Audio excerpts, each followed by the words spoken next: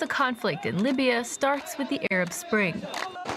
In 2011, a revolution backed by NATO forces overthrew the dictator Muammar Gaddafi. The end of a 40-year dictatorship took place yesterday.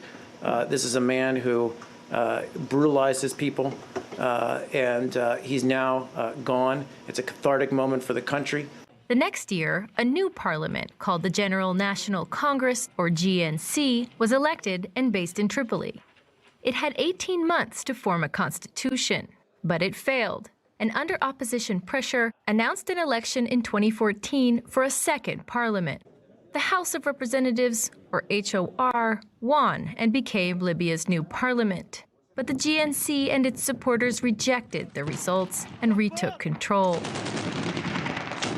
The HOR refused to step down, and the threat of armed GNC backers forced it to relocate to Tobruk in the east. The political divide erupted into civil war, with both sides struggling to control Libya and its rich oil reserves. But the war left room for fundamentalist groups to grow and threaten that same oil. When Daesh captured the city of Sirte in 2015, the UN pushed the GNC and HOR to unify in a bid to fight it. There is a critical need for national reconciliation.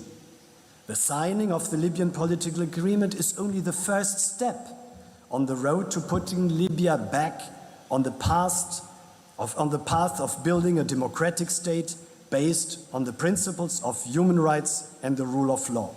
The two sides signed the Skhirat Agreement to share power in a unity government known as the Government of National Accord, or GNA. But despite calls to officially endorse it a year after the agreement, we deeply believe in the power of the HOR and also of the responsibility which they have to take now. The HOR pulled out and declared itself Libya's sole government. The leader of its LNA militia, the warlord Khalifa Haftar, is another key figure in Libya's conflict. In 2014, he gathered fighters and declared war on the GNC. Since then, his militia put most of Libya in control of the east and began a long siege on Tripoli in 2019. Sarah Balter, TRT World.